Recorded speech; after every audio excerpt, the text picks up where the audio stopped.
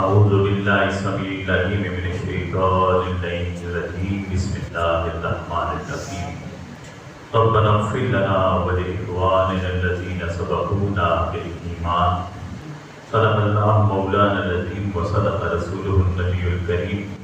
نہایت ہی واجب احترام جملہ بزرگوں، دوستوں، عزیز ساتھیوں، ہم عقائد اہل سنت والجماعت اس سلسلے میں ایصال ثواب کی شرعی حیثیت کے موضوع پر گفتگو کرتے چلے آ رہے ہیں۔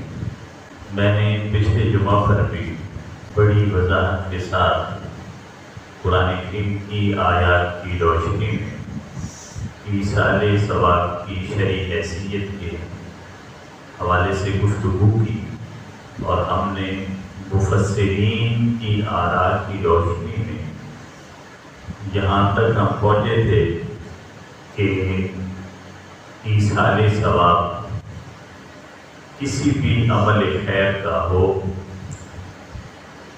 وہ مشروع ہے، شرعی طور پر جائز ہے، اور اس کا ثواب بھی پہنچتا ہے اور نفع بھی پہنچتا ہے، ہر زندہ کو بھی اور مردہ کو بھی۔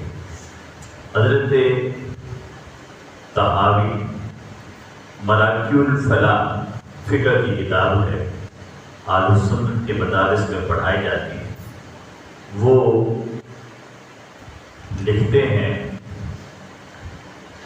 کہ فَلِلْإِنسَانِ أَن يَجْعَلَ ثَوَابَ عَمَلِهِ لِغَيْرِهِ عند اہل سنت والجماعت، کہ ہر انسان کا جو عمل خیر ہوتا ہے اہل سنت والجماعت کے نزدیک اس کے عمل خیر کا ثواب دوسرے لوگوں کو پہنچتا ہے، ہر انسان کو پہنچتا ہے۔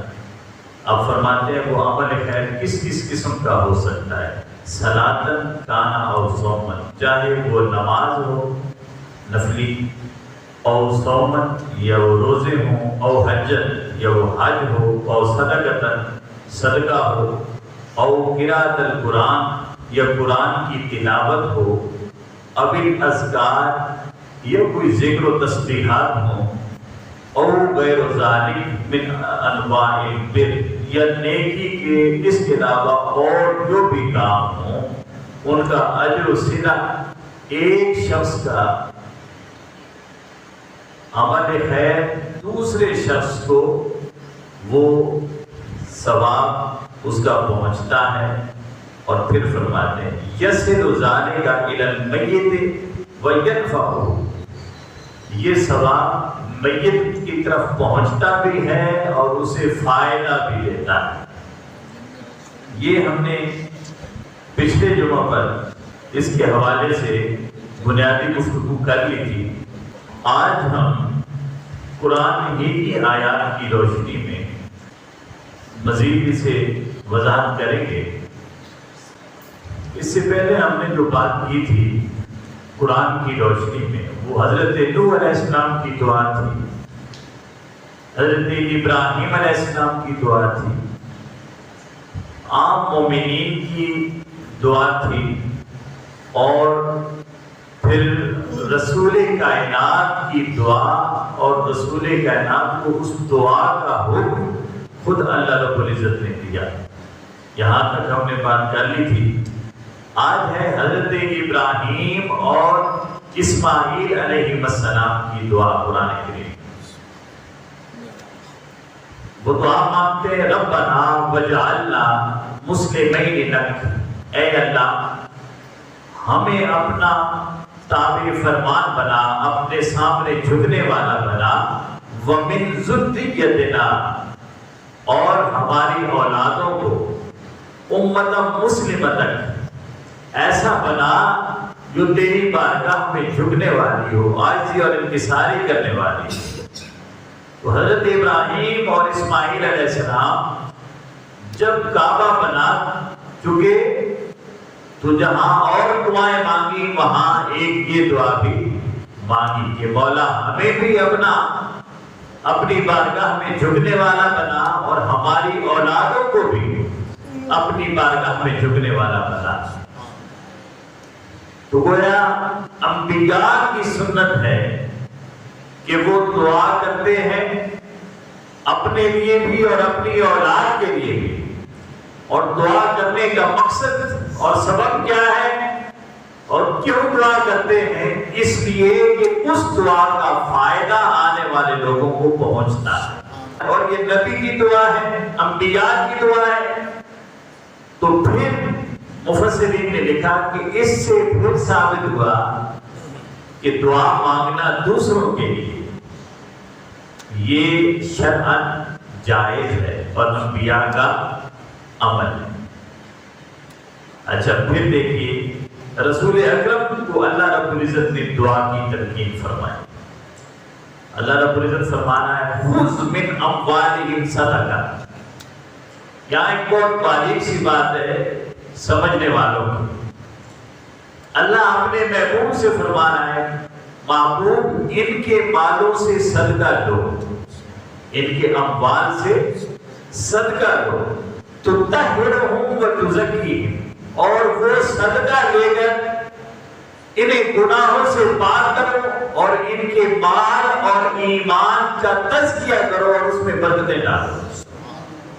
بڑی خاص بات ہے کہ ان سے صدقہ لو، ان سے صدقہ لو، اور صدقہ لے کر کیا کرو؟ ان کو پاک کرو گناہوں سے۔ تو اللہ گناہوں سے پاک کرتا ہے یا نبی کرتا ہے؟ ہمارے نزدیک اللہ کرتا ہے اور اللہ کے نزدیک نبی کرتا ہے۔ ہم کہتے ہیں اللہ پاک کرتا ہے، یقیناً اللہ پاک کرتا ہے، مگر کس کے ذریعے سے کرتا ہے؟ اپنے نبی کے وسیلے سے کرتا ہے۔ اور اللہ برکتیں دیتا ہے، ہاں اللہ برکتیں دیتا ہے، مگر کس طرح دیتا ہے؟ اپنے محبوب کے واسطے سے دیتا ہے۔ کہا ان سے صدقہ لو، حالانکہ صدقہ نبی پر اور سادات پر حرام ہے۔ سادات پر تو نبی نے جو صدقہ لیا، ایک تو اس صدقے سے امت کو فائدہ پہنچایا کہ حضور نے خود تو استعمال نہیں کرنا، ضرورت مندوں کو دینا ہے۔ خود کیا کرنا ہے؟ وہ صدقہ لے کر بانٹنا ہے، دوسروں کو نفع بھی دینا ہے، اور اپنی طرف سے انہیں پاکیزگی عطا کرنی ہے، انہیں گناہوں سے پاک کرنا ہے، اور ان کے مال کو، ان کے ایمان کو مزید برکتیں عطا کرنی۔ تو صدقہ دینے سے گویا اللہ رب العزت فرما رہا ہے کہ جب بندہ صدقہ دیتا ہے تو اللہ اسے اس کے بدلے گناہوں سے پاک کرتا ہے، اور اس کے مال میں اور اس کے ایمان میں برکتیں ڈالتا ہے، برکتیں عطا فرماتا ہے۔ تو یہ صدقہ دینے کا فائدہ۔ اب رسول کائنات کو دوسروں کے حق میں دعا کرنے کا حکم دے دیا، دوسروں کے حق میں۔ گویا اللہ کی منشا یہ ہے کہ آپ دوسروں کے حق میں دعا کیا کریں، یہ دعا اللہ کے ہاں قبول ہوتی ہے۔ اور آگے دیکھیے وَصَلِّ عَلَيْهِمْ، اور اے محبوب ان کے لیے دعا بھی کر، ان کے لیے دعا بھی کر۔ کیوں؟ إِنَّ صَلَاتَكَ سَكَنٌ لَهُمْ، آپ کی دعا انہیں تسکین دے گی، آپ کی دعا انہیں سکون دے گی، تسکین دے گی۔ کیوں کہ جب آپ دعا کریں گے تو وَاللَّهُ سَمِيعٌ عَلِيمٌ، اللہ سن بھی رہا ہے اور جانتا بھی ہے کہ لب کس کے کھل رہے ہیں؟ اس کے محبوب کے کھل رہے ہیں، اس کے محبوب کے۔ پھر آگے دیکھیں، یہ تو تھا دعا کرنا۔ اب کچھ جگہ ایسی بھی ہیں جہاں اللہ رب العزت نے اپنے محبوب کو دعا کرنے سے منع فرمایا۔ اگر دعا کرنے میں فائدہ نہ ہوتا، دوسرے کو فائدہ نہ پہنچتا، تو دعا سے منع کرنے کی ضرورت نہیں تھی۔ دعا کرنے کی کچھ جگہ ہوتی، کہیں دعا کی جاتی ہے، کہیں نہیں کی جاتی۔ جہاں کی جاتی ہے اس لیے کی جاتی ہے کہ دعا فائدہ دیتی ہے، اور جہاں نہیں کی جاتی اور نہ کرنے کا حکم ہے وہ اس لیے ہے کہ اس کے لیے دعا کرنے کی ضرورت نہیں ہے، کیوں کہ یہ اندر سے کالے ہو چکے ہیں، یہ منافق ہیں، یہ مشرک ہیں، یہ کافر ہیں، آپ کی دعا کا ان پر اثر نہیں ہوگا۔ تو دعا کا کہیں فائدہ ہوتا ہے اور کہیں فائدہ نہیں ہوتا۔ ہمارا معمول ہے الحمدللہ کہ ہم بزرگوں سے کہتے ہیں آپ دعا فرمائیں، کیوں؟ اس لیے کہ دعا کا فائدہ، جب بندہ کہے نا دعا فرمائے تو اس کا مطلب ہے یہ وہ محل ہے، یہ وہ شخص ہے کہ جہاں دعا کی ضرورت ہے اور بزرگوں کی دعا سے اسے فائدہ پہنچے گا۔ اب دیکھیے اللہ رب العزت فرما رہا ہے سورہ توبہ، اور یہاں کافی ساری آیات ہیں، میں صرف 2-3 پڑھتا ہوں۔ فرمایا وَلَا تُصَلِّ عَلَىٰ أَحَدٍ مِّنْهُمْ مَاتَ أَبَدًا، کہ معبود یہ جو مر گیا ہے ان میں سے کوئی بھی کہیں بھی مرے اس پر دعا نہیں مانگی، نماز جنازہ بھی نہیں پڑھی۔ کچھ ایسے بھی مردود ہوتے ہیں کہ جن کی نماز جنازہ پڑھنے سے اور ان پر دعا کرنے سے، حتیٰ کہ آقا کو اللہ فرما رہا ہے وَلَا تَقُمْ عَلَىٰ قَبْرِهِ إِنَّهُمْ كَفَرُوا بِاللَّهِ وَرَسُولِهِ، کہ معبود تو اپنے برکت قدم اس کی قبر پر نہ رکھ، کیوں کہ یہ اللہ اور اس کے رسول کا کافر ہے، منکر ہے، انہیں جھٹلاتا ہے، وَمَاتُوا وَهُمْ فَاسِقُونَ، اور یہ مر گئے ہیں اپنے اسی فسق و فجور میں، نافرمانی میں۔ تو اللہ رب العزت نے منافقوں کے پاس، منافقین کی قبروں پر اور ان کی نماز جنازہ پڑھنے، ان کی قبروں پر کھڑے ہونے، ان کے لیے دعا کرنے سے اللہ نے اپنے معبود کو منع فرمایا۔ کون لوگ؟ منافق۔ اور یہ قبر تھی عبداللہ بن ابی رئیس المنافقین، جو حضور اکرم سے دشمنی رکھتا تھا، عداوت رکھتا تھا۔ تو جب وہ مر گیا تو اللہ رب العزت کے محبوب، کیونکہ سراپا رحمت ہے، حریص علیکم ہے، وہ یہ چاہتے ہیں کہ ان کا کوئی امتی بھی جہنم کی طرف نہ جائے۔ تو آقا کی یہ خواہش ہے، یہ چاہت ہے کہ وہ جنت میں جائے، مگر اللہ رب العزت نے فرمایا معبود ان کی جنازہ پڑھنے تو دور کی بات ہے، نماز جنازہ ان کی قبر پر بھی کھڑے نہ ہو، کیونکہ آپ کھڑے ہوں گے، آپ کے وجہ سے برکت ہوگی یہاں، اور کہیں میں نہیں چاہتا کہ اس بدبخت کو آپ کی طرف سے کوئی برکت پہنچے۔ مصطفیٰ کی دعا ہم نے پچھلی آیت میں پڑھا کہ برکتیں دیتی ہے، ایمان میں برکت دیتی ہے، مال میں بھی برکت عطا فرماتی ہے۔ اور پھر فرمایا اسی آیت کے آگے حضرت فاروق اعظم کھڑے تھے، حضرت فاروق اعظم نے رسول کائنات سے عرض کیا یا رسول اللہ آپ جانتے ہیں کہ یہ منافق ہے، پھر بھی آپ اس کی قبر پر کھڑے ہیں اور دعا کر رہے، مغفرت کی دعا کرتے۔ تو حضور کی زبان اقدس سے نکلا، کیونکہ ابھی آرڈر نہیں آیا اوپر سے، تو حضور نے اپنی شان رحمت کے تقاضے کے مطابق کہا کہ میں مغفرت کی دعا کیوں نہ طلب کروں، میں تو آیا ہی امت کو بخشوانے کے لیے ہوں، لوگوں کو رب سے ملانے کے لیے ہوں، میں کیسے دعا کروں؟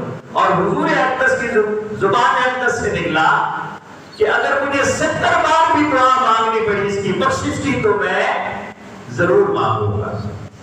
اس کا مطلب ہے دعا میں برکت ہوتی ہے، دعا فائدہ دیتی ہے، مگر کس کس کو فائدہ دیتی ہے؟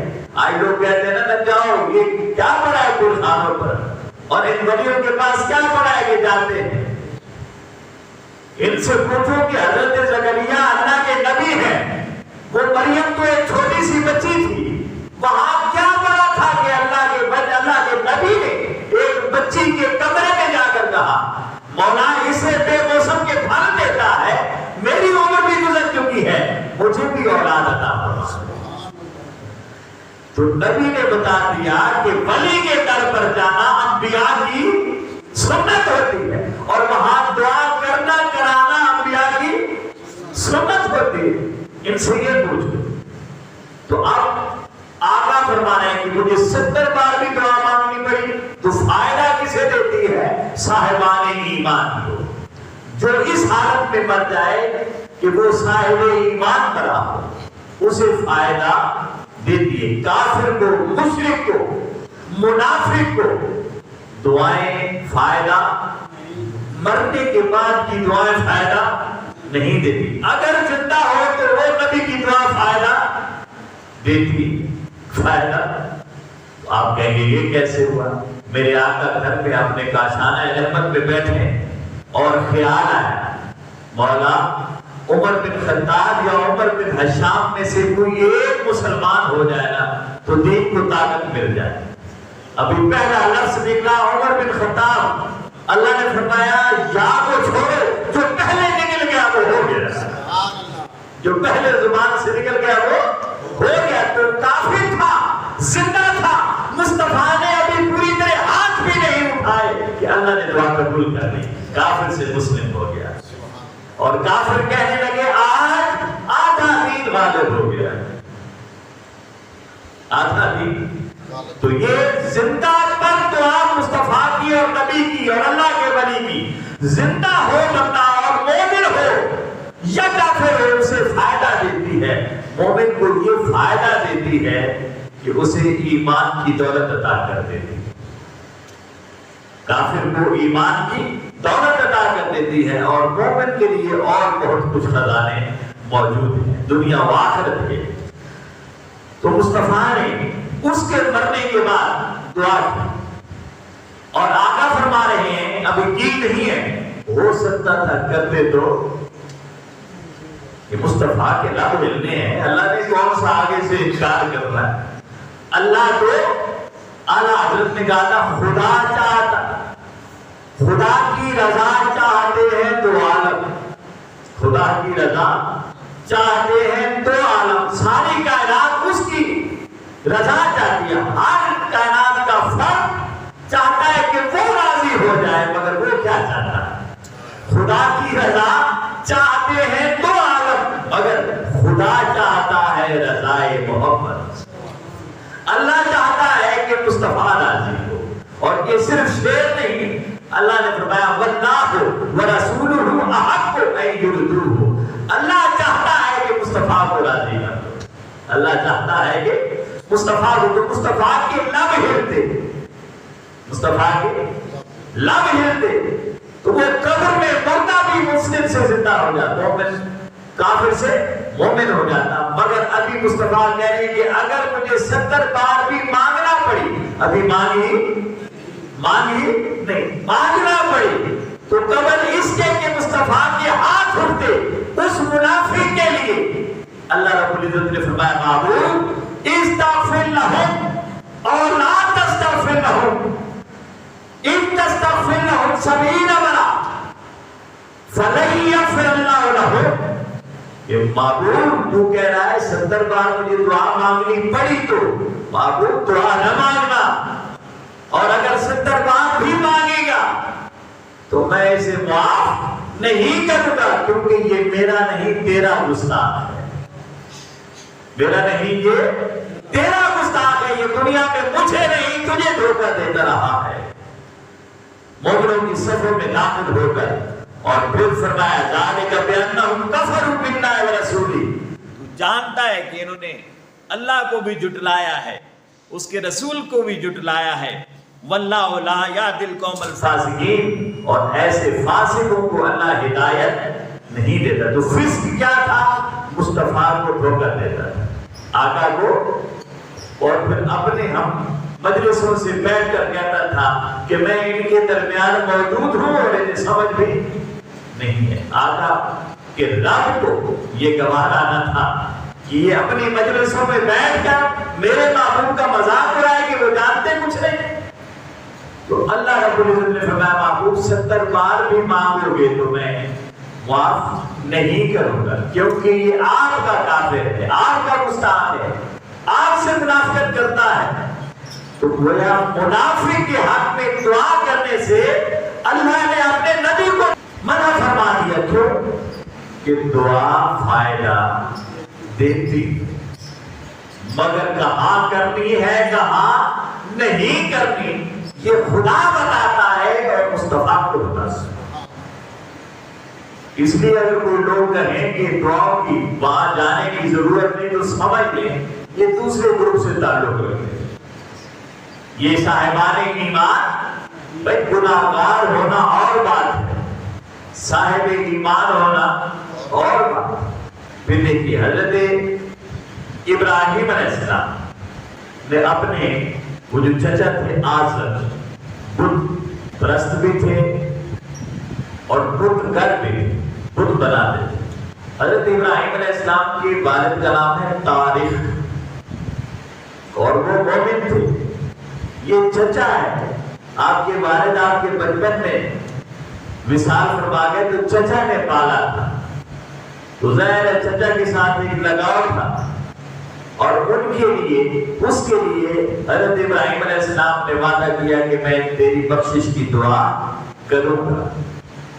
تو اللہ رب العزت نے وہ بات کرنے سے پہلے اہل ایمان کو سمجھایا، فرمایا ما کان للنبی والذین آمنوا ان یستغفروا للمشرکین ولو کانوا اولی قربی من بعد ما تبین لهم انهم اصحاب الجحیم، کہ کسی بھی نبی کو اور کسی بھی صاحب ایمان شخص کو یہ زیب نہیں دیتا، اس کے شایان شان نہیں کہ وہ مشرکوں کے لیے دعا کرے، مشرکوں کے لیے دعا کریں۔ بے شک وہ مشرک اس کا انتہائی قریبی رشتہ دار ہی کیوں نہ ہو، اولی قربی قریبی رشتہ دار ہی کیوں نہ ہو۔ اس کا مطلب یہ ہوا کہ مشرک اللہ کو اتنا ناپسند ہے، قرآن نے کہا ان الشرک لظلم عظیم، یہ شرک سب سے بڑا ظلم ہے، سب سے بڑا، اور اللہ رب العزت مشرک کو کبھی معاف نہیں کرتا، بخشتا نہیں ہے۔ تو فرمایا مشرک اگر کوئی ہو جائے میرے مقابلے میں خدا لے آئے تو اس کے لیے نہ نبی کو زیب دیتا ہے نہ نبی کے امتی کو زیب دیتا ہے کہ اس کے لیے دعا بخشش کی دعا کرے۔ ایمان کی دعا کر سکتے ہیں، بخشش کی دعا ایمان کی دعا تو کر سکتے ہیں، لیکن ہوئے بے ایمان اور آپ اس کی بخشش کی دعا کریں، بھئی پہلے صاحب ایمان ہوگا تو بخشش ہوگی نا، جب صاحب ایمان ہی نہیں تو بخشش کا تصور ہی نہیں۔ تو کہا بخشش کی دعا تو تب کرو نا، وہ تو ہے اصحاب الجحیم، وہ تو جہنمی ہو چکے اپنے کفر کے باعث، اپنے شرک کی وجہ سے، تو آپ بخشش کی دعا کرتے ہیں، یہ کیسے؟ پھر فرمایا وما کان استغفار ابراہیم لابیہ، کہ اپنے چچا کے لیے، اب لفظ اب استعمال ہوا ہے یعنی باپ۔ ہمارے یہاں بھی ہوتا ہے جب باپ سے بڑا ہوتا ہے نا ہمارا چچا، اسے ہم کیا کہتے ہیں؟ تایا، ابو، تایا، وہ چچا ہوتا ہے لیکن ہم اسے ابو کہتے ہیں، یہ عربی کا رسم سے ہم چلے آ رہے ہیں کیونکہ ہم عربی نسل ہیں اصل میں لوگ، تو وہی رواج ہم پہ ہے کہ ہم اپنے باپ سے بڑے چچا کو تایا ابو کہتے ہیں۔ قرآن میں بھی یہی کہ حضرت ابراہیم علیہ السلام نے ان ابی ہے اپنے باپ یعنی تایا ابو کے لیے دعا کا وعدہ کیا تھا، اللہ ام موعدۃ وعدہ، انہوں نے وعدہ کیا تھا، فلما بین لہ انہ عدو للہ، اور جب ان پر واضح ہو گیا کہ یہ تو اللہ کا دشمن ہے، تبرأ منہ ان ابراہیم لأوّاہ حلیم، تو اللہ کے معبود نبی نے حضرت ابراہیم نے ان سے علیحدگی اختیار کر دی، تو مشرکوں کے لیے بھی دعا منع ہے کیونکہ دعا دیتی ہے فائدہ، اور مشرک اگر اپنے شرک سے باز نہیں آتا تو اس کے لیے دعا کا کوئی فائدہ نہیں۔ منافق اپنی منافقت سے باز نہیں آتا جب تک تو دعا اسے فائدہ نہیں دے گی، اس لیے منع کر دیا۔ کافر اگر اپنے کفر سے ہٹتا نہیں تو اس کے لیے دعا کوئی فائدہ نہیں دیتی. اس کے لیے ایک ہی دعا آپ کر سکتے ہیں جیسا میں نے حضور کی سنت سے حضرت عمر رضی اللہ تعالیٰ عنہ کے لیے دعا کی یا اور کئی ایسے لوگ جن کے لیے آقا نے دعائیں فرمائی. تو پہلے ایمان کی دعا مانگیں, ایمان کے بعد آپ اس کے لیے دیگر دعائیں آپ مانگ سکتے ہیں. اب یہ مختلف آیات تھی جو میں نے آپ کے سامنے پڑھی. یہ تو تھے انبیاء مختلف ادوار کی اور پھر رسول کائنات تھے اور پھر اس کے بعد اہل ایمان یہ دعا مانگتے. کیا کرتے ہیں؟ دعا مانگ. اب اللہ رب العزت نے یہ تو انسان کے لیے دعا مانگ رہا ہے, ایک شخص دوسرے کے لیے دعا مانگ رہا ہے. اب قرآن کریم کی آیات ہے سورہ مومن, اسے سورہ غافر بھی کہتے ہیں. فرشتے اہل ایمان کے لیے دعا مانگتے. کس کے لیے؟ اہل ایمان کے لیے. کافر منافق اور مشرک کے لیے نہیں, اہل ایمان کی. تو دعا کس کے لیے مانگنی ہے؟ اہل ایمان کی. اور اگر کوئی کافر اور مشرک ہے تو اس کے لیے ایک دعا مانگ سکتے ہیں کہ مولا اسے ایمان کی دولت عطا فرما. اس کے علاوہ آپ دعا اس کے لیے نہیں مانگ سکتے کیونکہ اسے فائدہ نہیں ہے. اب قرآن کہتا ہے, دیکھیے بڑی خوبصورت فرشتوں کی سورہ مومن, الذین یحملون العرش ومن حولہ, یہ فرشتے جو عرش کو تھامے ہوئے اور اٹھائے ہوئے ہیں اور عرش کے ارد گرد طواف کرتے رہتے اور رہتے ہیں. یسبحون بحمد ربہم, وہ اپنے رب کی حمد و ثنا کرتے رہتے ہیں. ویؤمنون بہ, اور اس پر ایمان لاتے ہیں. اور اگلی بات, پہلے اس کی حمد و ثنا کر کے اسے راضی کرتے ہیں, پھر اس پر جو ایمان لایا ہے اس کا اظہار کرتے ہیں. اس کا جو اپنا کردار ہے اللہ کی بارگاہ میں پیش کرتے ہیں کہ مولا ہم تیری تسبیح کرتے ہیں, تجھے مانتے ہیں, تجھ پر ایمان لاتے ہیں. اب کیا اگلی بات ہے, کاش ہم نے اسے سمجھ لیا ہوتا. اب اس کے بعد وہ کہتے ہیں وَيَسْتَغْفِرُونَ الَّذِينَ آمَنُوا, اور اہل ایمان کے لیے دعا کرتے ہیں. سب سے پہلے اس کی تسبیح کرتے ہیں اسے راضی کرنے کے لیے, اپنی طرف مائل کرنے کے لیے, پھر اپنے ایمان کا حوالہ دیتے ہیں کہ مولا تو جانتا ہے نا کہ ہم تجھے مانتے ہیں, تو جانتا ہے. مولا آگے سے ظاہر ہے تصور میں کریں گے, اللہ کہتا ہوگا ہاں مجھے پتا ہے تم میری تسبیح کر رہے ہو, تم مجھے مانتے ہو, تم صاحب ایمان ہو. تو پھر فرشتے گویا کہتے ہیں مولا جب یہ مان لیا تو پھر ایک کرم اور بھی کر. یستغفرون الذین آمنوا, تیرے محبوب کے وہ لوگ وہ غلام جو گناہگار ہیں, اپنے گناہوں کے سبب سے تیرے عذاب کے حقدار بنے ہوئے ہیں, ان کی مغفرت فرما, ان کی بخشش فرما. یستغفرون للذین آمنوا, اہل ایمان کے لیے بخشش مانگتے ہیں اور کہتے کہ ربنا وسعت کل شیء رحمۃ وعلما, مولا تیری رحمت اور تیرا علم ہر چیز پر حاوی ہے, ہر چیز کو اپنے احاطے میں لیے ہوئے ہے. فاغفر للذین تابوا واتبعوا, مولا جنہوں نے تیری بارگاہ میں توبہ کر لی اور تیری پیروی اختیار کر لی ہے نا, اب انہیں بخش دے. اب انہیں تو دو چیزوں کی ضرورت ہے. اللہ کے فرشتوں کی دعا کا حقدار بننے کے لیے کتنی چیزوں کی ضرورت ہے؟ دو چیزوں کی. کون تابوا, پہلے تو اپنے حال بد سے توبہ کریں, اپنے برے کردار اور برے اعمال سے توبہ کریں, اور واتبعوا, پھر وہ کریں جو وہ چاہتا ہے, پھر وہ کریں جو وہ چاہتا ہے. حضور کی بارگاہ میں کسی صحابی نے, بہت سارے حدیث ہیں, تو کہا مولا یا رسول اللہ میں جنت میں, میرے لیے جنت کی دعا ہے. تو حضور نے فرمایا دعا میں مانگتا ہوں, اس دعا میں میری مدد کر اپنے عمل خیر کے ساتھ. تو یہ نہیں ہے کہ ہم دعا کریں گے تو میرے پار ہو جائیں گے, ساتھ عمل بھی کچھ کرنا ہے, ساتھ اپنا آپ بھی کچھ دکھانا ہے.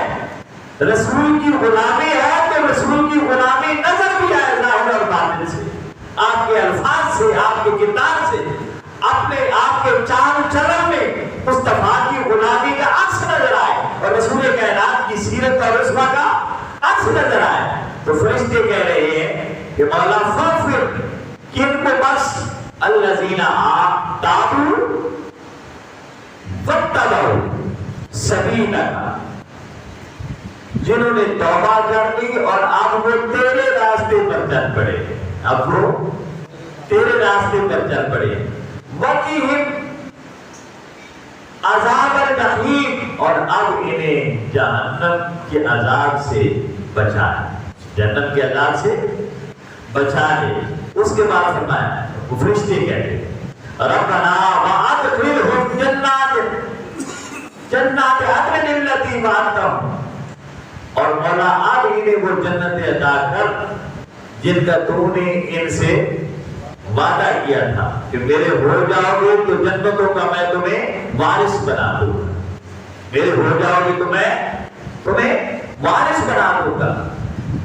ومن صلح من آبائہم وازواجہم وذریاتہم، انہیں بھی بخش، جہنم سے بچا، جنت میں داخل فرما، ان کے آباء و اجداد کو بھی، ان کی ازواج کو بھی، بیویوں کو بھی، وذریاتہم اور ان کی اولادوں کو بھی. یہ فرشتے دعا مانگتے کس کے لیے؟ ہمارے لیے، اہل ایمان. ایمان کے جس بھی درجے میں ہم ہیں فرشتے ہمارے لیے مانگ رہے ہیں دعا. اور فرمایا وَأَنْتَ الْعَزِيزُ الْحَكِيمُ، تو غالب ہے اور حکمت والا ہے. اور پھر کہا، پھر دیکھیے دعا تو ہوگی، جنت میں بھی چلے گئے.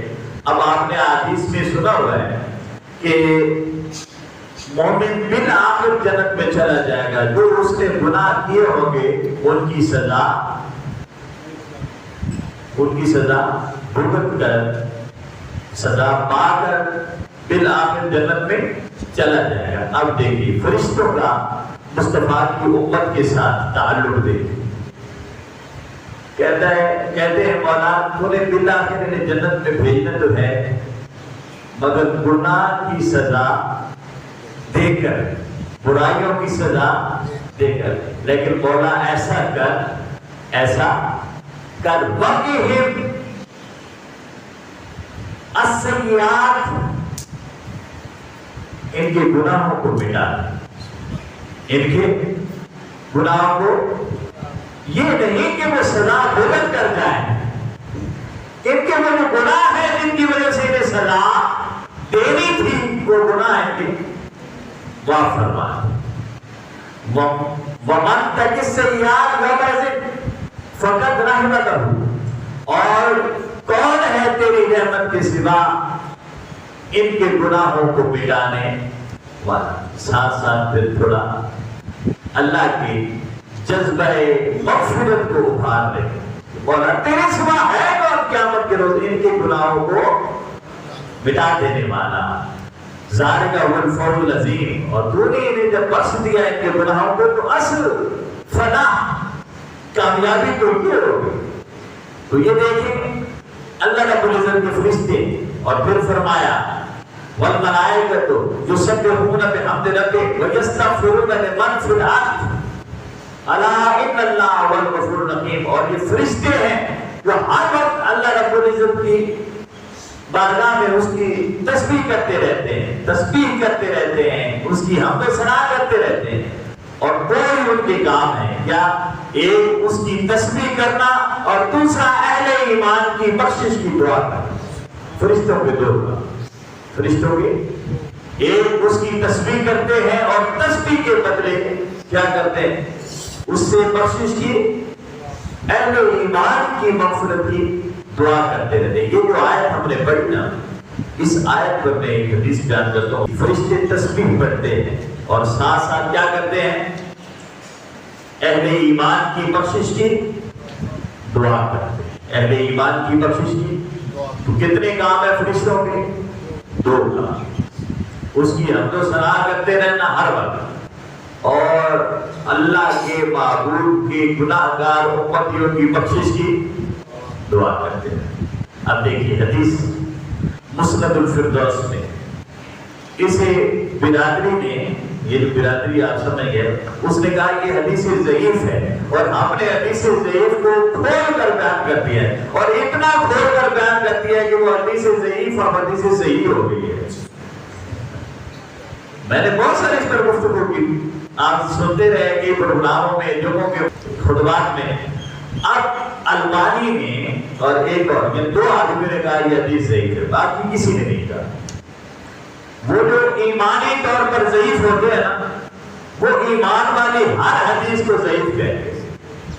حضرت علی المرتضیٰ فرماتے ہیں بھئی یہ حدیث ضعیف ہے تو یہ آیات بھی ضعیف تھی، بتاؤ نا۔ یعنی یہ سوچتے نہیں ہیں کہ اس حدیث کا آیت کے ساتھ بھی ایک تعلق ہے۔ اگر حدیث ضعیف ہوگی تو وہی مضمون جب آیت میں آئے گا تو وہ آیت بھی، اس کا مطلب ہے اس کا معاملہ کوئی فائدہ یا کوئی معنی اور مطلب نہیں ہے۔ تو میں نے پہلے آیات پڑھی ہے 3-4، اور اب میں وہ حدیث سنا رہا ہوں جسے یار لوگوں نے کیا کہا یہ ضعیف ہے، اس کی سند ہے۔ وہ کہتے ہیں حضرت علی المرتضیٰ فرماتے ہیں، اور علی المرتضیٰ کا فرمان کیسا؟ صحابہ کے سامنے اگر کوئی مسئلہ ہوتا، صحابہ کسی مسئلے میں الجھ پڑتے، مختلف آراء دینے لگتے، تو کوئی صحابی اگر بیٹھا ہوتا اور اس نے اس موضوع پر علی کی بات سنی ہوتی، علی کی بات سنی ہوتی، تو وہ سارے میں جھگڑ رہے ہوتے، وہ صحابی ہوتا اور کہتا علی نے اس کے بارے میں یہ کہا، علی کہیں اور ہوتے تھے، علی نے اس کے بارے میں یہ کہا ہے۔ تو صحابہ کا متفق فیصلہ تھا کہ جب کہیں سے خبر آیا تھی کہ علی نے اس بارے میں یہ کہا ہے، تو وہ کہتے ہیں پھر علی نے سچ کہا، علی نے سچ کہا۔ یہ وہ علی، یہ وہ علی کہ صحابہ سند کے طور پر اگر علی کا حوالہ مل جاتا تو کہتے جو بھی ہو جائے جو علی نے کہا ہے وہی حق ہے، وہی سچ ہے۔ کیوں؟ یہ حدیث ہے الحق مع علی وعلی مع حق علی کے ساتھ ہے اور علی حق کے ساتھ ہے۔ تو علی کی زبان سے جو نکلتا ہے، اور پھر حضور نے فرمایا القرآن مع علی وعلی مع قرآن، قرآن علی کے ساتھ ہے اور علی قرآن کے ساتھ ہے۔ گویا علی جب بولتا ہے تو قرآن بولتا ہے، کیا بولتا ہے؟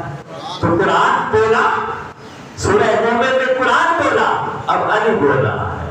یہ خبر نہیں کہ علی پہلے بولا کہ قرآن پہلے بولا، یہ خبر نہیں کہ علی پہلے بولا کہ قرآن۔ یہ بڑی محبت کی بات کر رہا ہوں، اگر فاروق اعظم بولے تو قرآن بولتا ہے، تو علی بولو تو قرآن چپ رہتا ہوگا؟ بتائیے نا بھائی، آپ قرآن کریم کی کئی ایسی آیات اور فیصلے ہیں کہ فاروق اعظم کو فیصلہ دیتے، اللہ رب العزت کی طرف سے کوئی فیصلہ اتر آتا۔ اب فاروق، یہ آیت ہم نے پڑھی ابھی کہ فاروق اعظم نے کہا یا رسول اللہ آپ جانتے نہیں کہ یہ منافق ہے، آپ اس کے لیے کیوں دعا کرتے ہیں؟ مصطفیٰ نے کہا مجھے 70 بار بھی کرنا پڑے تو کروں گا، لیکن اللہ نے کہا فاروق کہہ رہا ہے نا نہیں کرنی تو نہیں کرنی، نہیں کرنی تو نہیں۔ فاروق نے کہہ دیا نا کہ نہیں کرنی تو پھر نہیں کرنی۔ ارے یہ فیصلے عمر جو سوچتا ہے، خدا کا، اللہ کے محبوب فرماتے ہیں نا کہ فاروق کی زبان پر حق بولتا ہے۔ کون بولتا ہے؟ یہ تو زبان پر حق بولتا ہے، اور جس کے ساتھ ساتھ حق کرے اسے علی کہتے ہیں، اسے علی کہتے ہیں۔ قرآن اب میں سمجھوں کہ پہلے چلا بولا یا علی پہلے بولا، فاروق کی بات پہلے ہوتی ہے پھر قرآن کی آیت اترتی ہے، تو میرا وجدان یہ کہتا ہے کہ علی نے پہلے کہا، قرآن کی آیت بعد میں اتری، قرآن کی آیت بعد میں اتری۔ اب علی کیا کہتا ہے؟ علی فرماتے ہیں مؤذن اہل السماوات جبریل، آسمانی مخلوق یعنی فرشتوں کا مؤذن، اذان دینے والا کون ہے؟ جبریل۔ تو یہ جو اذان دیتے ہیں نا زمین پر مسجدوں میں، یہ جبریل کی سنت پر عمل کرتے ہیں۔ آسمان والوں پر جو مؤذن ہے وہ کون ہے؟ جبریل۔ پھر فرمایا وَإِمَامُهُمْ میکائیل، اور ان کی امامت کون کراتے ہیں؟ حضرت میکائیل۔ یَؤُمُّ بِهِمْ عِنْدَ بَیْتِ الْمَعْمُورِ، اور وہ کہاں امامت کراتے ہیں؟ بیت المعمور کے پاس۔ یہاں خانہ کعبہ کی ایک دن کھڑے ہو کر ایک امام ہوتا ہے اور باقی سب نماز پڑھتے ہیں، تو اوپر بیت المعمور میں میکائیل جماعت کراتے ہیں اور اس کے ارد گرد سب کیا کرتے ہیں؟ نماز پڑھتے ہیں۔ حضرت میکائیل کی امامت عند بیت المعمور، اور پھر فتجمع ملائکۃ السماوات، اور آسمان کے سارے فرشتے اس وقت وہاں ان کی ابتدا میں اکٹھے ہوتے ہیں۔ یطوفون بالبیت المعمور، وہ بیت المعمور کا طواف بھی کرتے ہیں، وتصلی، اور پھر نماز پڑھتے ہیں، دعا مانگتے ہیں، وتستغفر، اور پھر مغفرت طلب کرتے ہیں، پھر مغفرت طلب کرتے ہیں۔ اور کیا کرتے ہیں جب وہ مغفرت طلب کرتے ہیں؟ اب آپ نے دیکھنا ہے کس کے لیے مغفرت طلب کرتے ہیں۔ جب وہ مغفرت طلب کرتے ہیں تو فَيَجْعَلُ اللَّهُ ثَوَابَ اسْتِغْفَارِهِمْ وَتَسْبِيحِهِمْ لِأُمَّةِ مُحَمَّدٍ صلی اللہ علیہ وسلم۔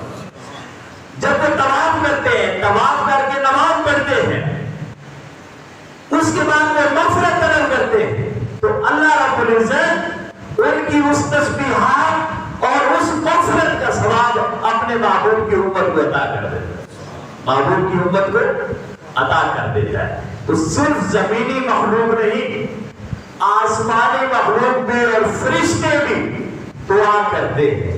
چلو ہم تو کر لیتے تھے، ہم تو انپڑھ لوگ ہیں، ہم تو کر لیتے، ہم کوئی دلیل بھی دیں چلو نہیں مانتے، ہم کر لیتے ہیں، استغفار کر لیتے ہیں، کوئی دلیل دے کر کہہ سکتا ہے یہ بالکل غلط ہے، جھوٹ ہے، ہمیں تو جھوٹا کہہ سکتا ہے۔ یہ جو فرشتے دعا مانگ رہے ہیں اور یہ جو قرآن میں آ رہا ہے کہ فرشتے دعا مانگتے ہیں، اب اس کو کون جھٹلائے گا اور اس کے فائدے کو کون جھٹلا سکتا ہے؟ یہ آیات تھی، چند اور بھی بہت ساری ہیں، لیکن میں بس اس جمعہ پر ان آیات کو ختم کر رہا ہوں۔ آئندہ انشاءاللہ احادیث کی روشنی میں آگے دیکھیں تو ایصال ثواب کی شرعی حیثیت کیا ہے؟ شرعی حیثیت کیا ہے ایصال ثواب کی؟ کہ شریعت میں یہ جائز ہے، اور کیوں جائز ہے؟ بے مقصد جائز نہیں، اس کا فائدہ پہنچتا ہے اور اس سے نفع بھی حاصل ہوتا ہے۔ میں ایک حدیث آپ کو صرف اس موضوع کے حوالے سے کہ یہ جائز ہے، فائدہ پہنچتا ہے، اور ساتھ بعض ذہنوں میں کوئی شاید اشکال ہو، مشکل ہو تو وہ بھی آسان ہو جائے گی۔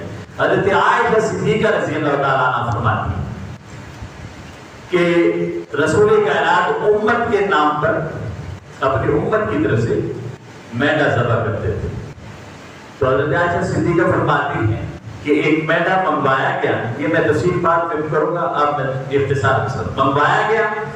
اس میڈے کے لیے اللہ کے محبوب نے حضرت عائشہ صدیقہ سے فرمایا کہ چھری لے آؤ، چھری لے آئی، تو پھر فرمایا کہ اسے ذرا پتھر پر صحیح تیز کرو، تیز کیا، پھر اس میڈے کو لٹایا اور لٹا کر ذبح کرنے لگے، چھری چلانے لگے، تو حضور نے فرمایا بسم اللہ، کیا فرمایا؟ ہم نے یہی پڑھا ہے بسم اللہ، اللہ اکبر، یا صرف بسم اللہ؟ بسم اللہ پڑھنا واجب ہے، فرض ہے، اور اللہ اکبر کہنا مستحب ہے، بسم اللہ کہنا واجب ہے، اور واجب فرض ہی ہے قسم، کیونکہ حضور کی سنت تو واجب ہو جاتی ہے، اللہ کی طرف سے حکم ہو تو فرض ہوتا ہے، رسول کی طرف سے ہو تو واجب ہوتا ہے۔ اچھا، تو حضور نے بسم اللہ پڑھا اور پھر بسم اللہ پڑھا اور پھر کیا کہا؟ اللہم تقبل من، ذبح کرتے وقت کیا کرتے وقت؟ ذبح کرتے وقت بسم اللہ پڑھا اور ساتھ کیا کہا؟ اللہم تقبل من محمد وآل محمد ومن امت محمد، مولا تیرے نام سے ذبح کر رہا ہوں، اسے محمد کی طرف سے، محمد کی آل کی طرف سے اور محمد کی امت کی طرف سے قبول فرما۔ تو ابتداء نام کس کا لیا؟ اللہ، یہی ہم نے کہا اللہ کا. اس کے بعد وہ جس کے لیے بھی ہوگا وہاں بھی آپ کہہ سکتے ہیں مولا میں اس راستے پہ ذبح کرنا عیسیٰ قبول کرے. میں 11ویں کے لیے ذبح کر رہا ہوں، 12ویں کے لیے کر رہا ہوں، میلاد کے لیے کر رہا ہوں، محرم کے لیے کر رہا ہوں، اس کے لیے کر رہا ہوں، برسی کے لیے کر رہا ہوں، ولیمے کے لیے کر رہا ہوں، کسی بھی حوالے سے کر رہا ہوں، مولا اسے تو قبول فرما. اللہ رب العزت ہماری عبادات کو جو کچھ ہم یہاں سنتے ہیں ہمیں سمجھنے کی بھی توفیق عطا فرمائے اور پھر اسے اپنانے کی بھی توفیق عطا فرمائے. یہ بہت کیونکہ ہمارا عقیدہ ہے اور عقائد کے حوالے سے گفتگو کرنی ہوتی ہے اور ہم لوگ عقائد کے حوالے سے اتنے سمجھدار نہیں. جو کچھ سن لیا بس اسے اپنا لیا، یہ پتہ نہیں کہاں سے آیا اور کہاں یہ سمجھ نہیں ہوتی. سنی سنائی والی باتیں اپناتے ہیں. تو میری کوشش یہ ہوتی ہے کہ ہم جو عقیدہ اپنائے ہوئے ہیں اس کے حوالے سے یہ جانے کہ یہ قرآن میں بھی ہے کہ نہیں، یہ حدیث میں بھی آیا کہ نہیں، اس پر کسی نے عمل بھی کیا ہے کہ نہیں. تو ہم الحمدللہ یہ جان رہے ہیں. اس لیے بات ہے کہ ہم جو کچھ اپنائے ہوئے ہیں یہ اللہ اور اس کے رسول کا بتایا ہوا. اللہ رب العزت آپ کو خیر کے کام کرنے اور خیر کے کام کی دعوت دینے کی توفیق عطا فرمائے.